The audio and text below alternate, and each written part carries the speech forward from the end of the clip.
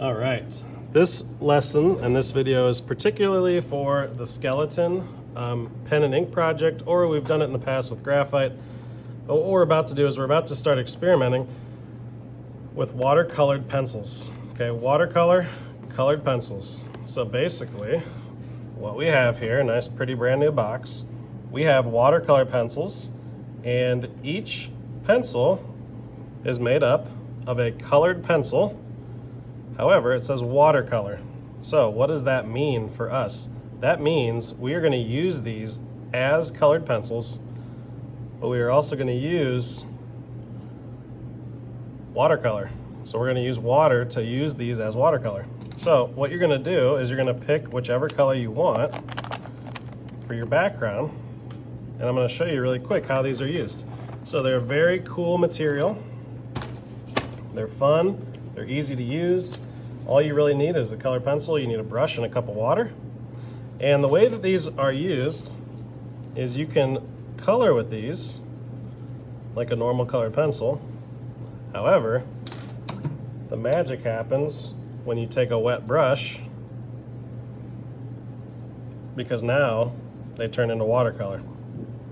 Okay, which is super cool. It's pretty fun and exciting. So what you're going to do for your project is you're going to start filling in the background using watercolor pencils. Now, what we want to do is we want to focus only on the negative space. Okay, the goal is we want to keep our positive space, which is the skeleton. We want to keep that white with the pen, because if we go over the ink with the watercolor pencils, it's actually going to cover up some of our marks that we made with ink. So we don't want to do that. So what we're going to do is we're only going to focus on the negative space. Remember, the negative space is anything around or in between our skeleton. So this is also negative space. Okay, this is negative space.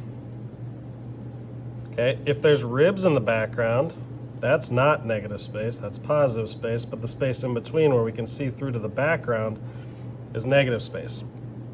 So you're going to fill this in. A couple little quick demos that I want to kind of give you is I like to fill in the edges a little bit darker. And then what you can do is once you get those filled in nice and dark, you can do kind of like a quick gradation where you just gradually kind of make it fade from dark to light. And then when you go to take your, let me get a thicker, get a little bit of a bigger brush, dip the brush in water. What you can do is you can go in the circular motion and you can actually mix the watercolor pencils really quick right on your paper, and you can get that really cool kind of highlight of your negative space. Okay, so you see how my edges are darker, and then the inside I'm basically just dragging that watercolor across to fill it in with a lighter value. Okay, so you can do that.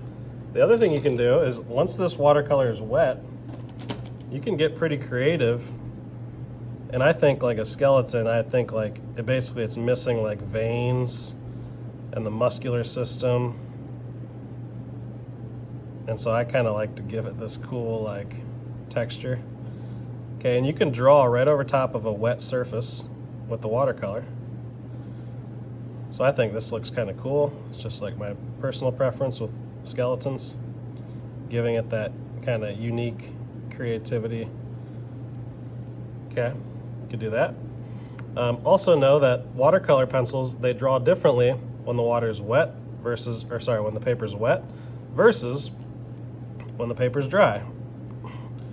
Okay, when it's dry, it's going to show up more like a colored pencil when you draw, but when it's wet, you're going to get almost like you're painting with a really fine-tooth brush.